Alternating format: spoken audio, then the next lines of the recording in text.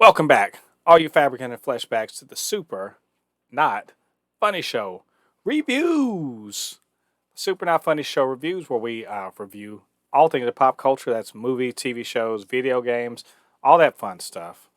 I am Mo De Pupe, your resident Fabricant and commentator extraordinaire on all things pop culture, joined by the video game designer, anime expert, and lover of all things superhero, my good friend LADI.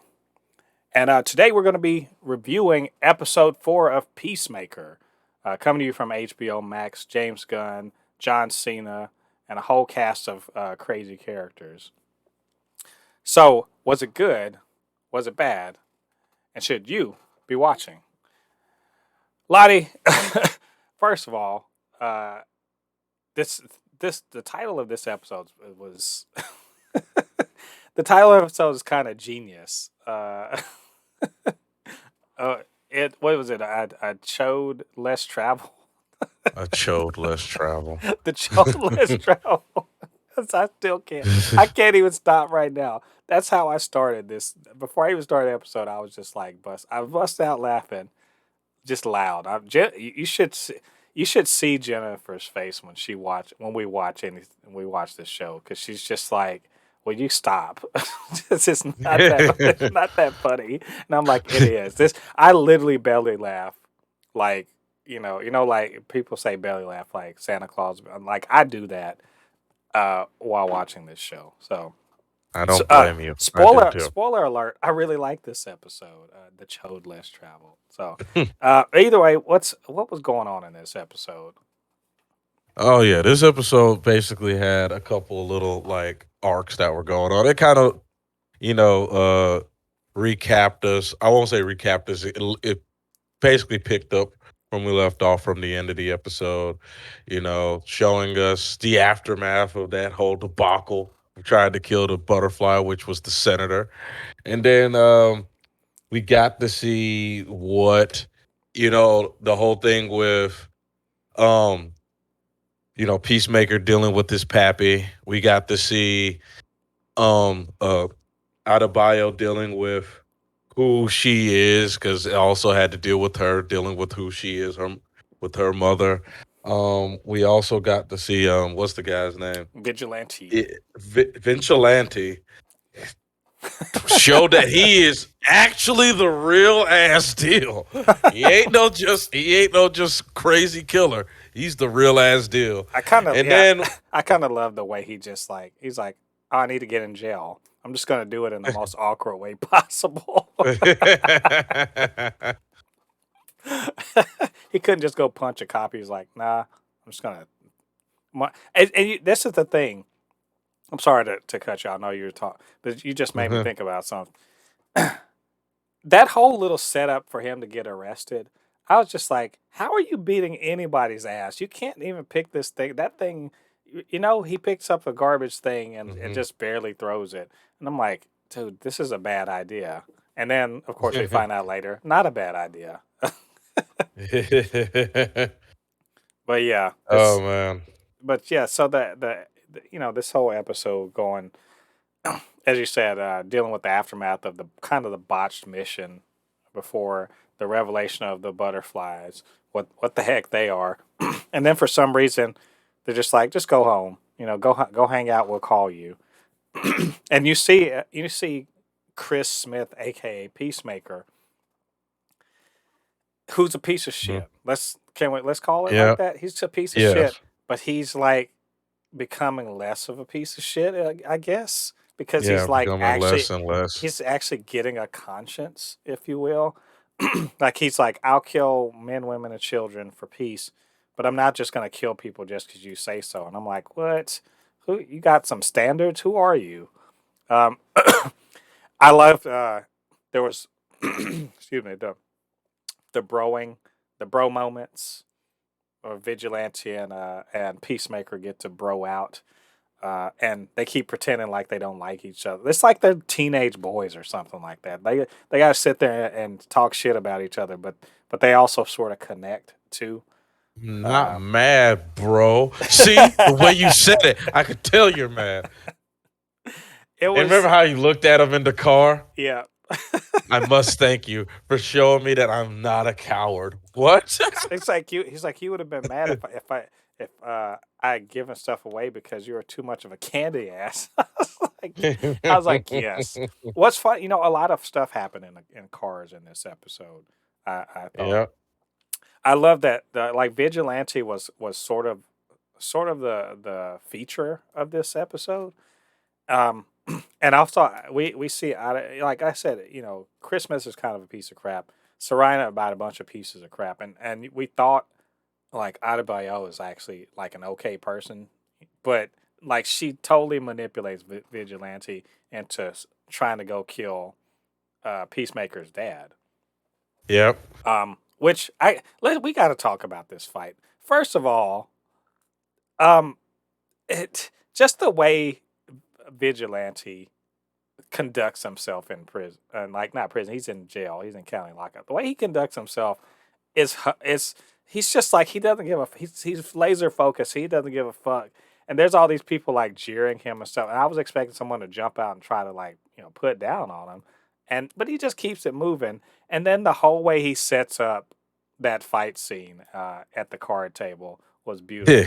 I He love talk. he's like guys, let's share our feelings about something about what contributions have black people had to I'll start. That was such a great little setup. Like, and so you were thinking when he's talking all this shit and he was calling them, sister fuckers and all this other stuff to get the fight started, and then he turns into fucking John Wick. He's like, Bro, I was not. It's like the whole time I'm watching this. Like the whole time I'm watching this, I'm like, he's about to get his ass whooped. Because I'm like, I know he can fight, but I don't know if he's like that. Then you know what it that is. man laid that ass whooping. You know what it is? It's because we saw him get beat up by Judo Master. And that's Yep. like that was not a good showing That for was him not a because good. Judo Yeah. Master. That's like someone getting beat up by Shang-Chi and you being like, "Man, you suck at fighting." No, he fought Shang-Chi. That's what happened. Just trust. Yes. Dude's got and man, he goes to town on those Aryan. What did he say? What did the black dude say? Those Aryan guys started it. Those Aryan guys started it. That dude straight dry snitching too. Oh yeah, he was ready to call them out. Oh, them Aryan guys started it. I love that Augie was smart enough to be like, I'm not getting involved, but Dad's a straight snitch too. Peacemaker, he sucks. Dude, his dad sucks. He goes in there even though Adebayo's like he doesn't give a shit about you, man. Just leave him alone. And she doesn't want him to go tell, and he still goes in there anyway and takes this dude's fucking harassment. It's basically his mental abuse. Yeah. And I'm just like, God, there actually might be a good guy in Peacemaker. He might actually be a good guy. That's yeah, and that leads us into like when we talk about how shitty his dad is, and we see like at the end of the episode we see that terrible thing that happened with his brother and how shitty his dad is. It's just damn you, James Gunn, for making me give a fuck about Peacemaker because I wanted to hate him so bad. Did you? What do you think about them keep showing again him killing Rick Flag? Listen, man, I ain't gonna lie. I got into my feels at the end of this episode, man. I felt a part of me started like a little bit crying on the inside because I'm like, God, his dad fucked him up. Yeah, And then he's for real. He for real feels bad about killing yeah, Rick Flag. Like this is not like, damn, I actually like Rick Flag. No, like it really is taking a toll on him. You yeah, know what I mean? yeah, And this is really good. For me, like you said, for me to like the whole episode, I'm laughing and feeling good and all this stuff. But at the end, I'm just like, Jesus Christ. yeah, God, I feel sorry for this guy, man. yeah, yeah. And well, you know what?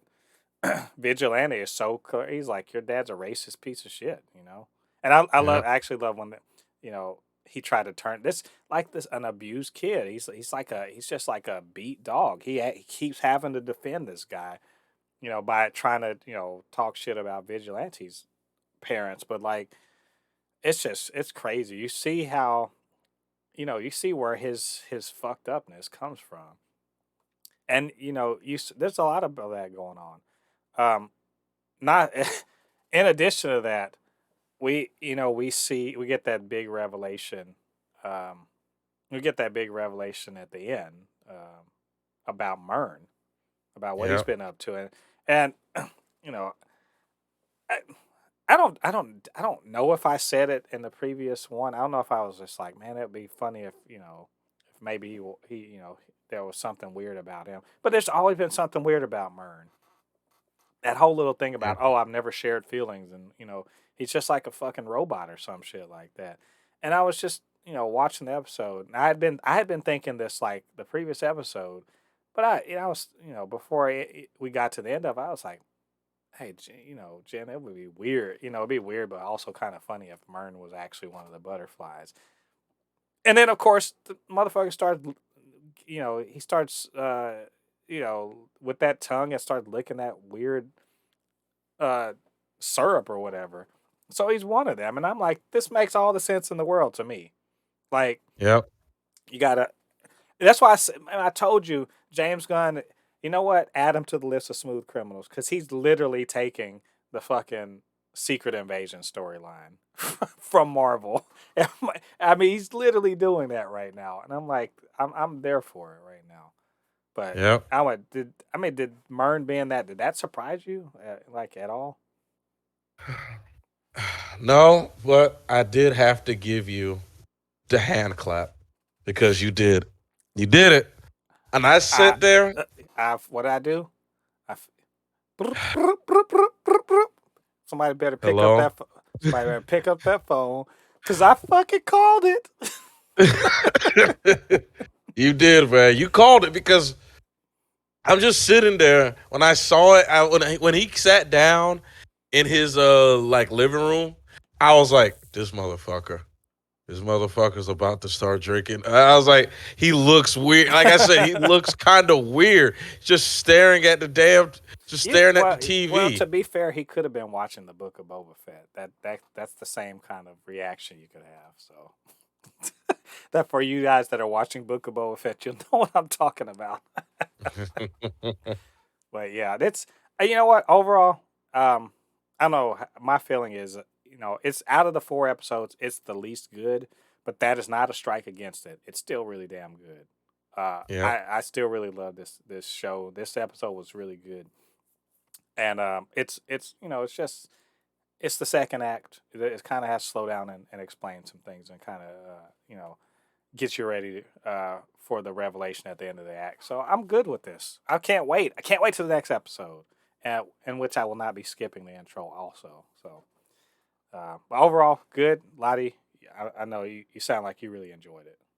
Oh yeah, I enjoyed it. Yep. Yeah. So, yeah. What did you guys think about it? And what do you think about what we had to say? Why don't you get down to the comments? Let us know what you're thinking. Of course, you can always hit us up, supernotfunnyshow@gmail.com or at supernotfunnys1 on Twitter, and we can chop it up. And of course, you can also hit that subscribe button, join the Super Not Funny Show family. We'd love for you to do that, or hit the notification bell. It lets you know when we drop new content. We do that every week. We're doing podcasts, we do reviews, all that good stuff. All right, that's been our review of episode 4 of Peacemaker. Come back next week. We're going to be checking out the 5th episode. It should be a load of fun. If you're not watching this show, first of all, why are you watching this review? Get out there and watch the show, then watch the review. You're doing it in the wrong order. Second of all, come back and join us next week so we can chop it up. Until then, I've been Mole Pape, your resident fabricant and comment extraordinaire on all things pop culture, joined by the video game designer, anime expert, and lover of all things superhero, my good friend Lottie. We'll see you guys on the other side of the thread. Peace. Peace.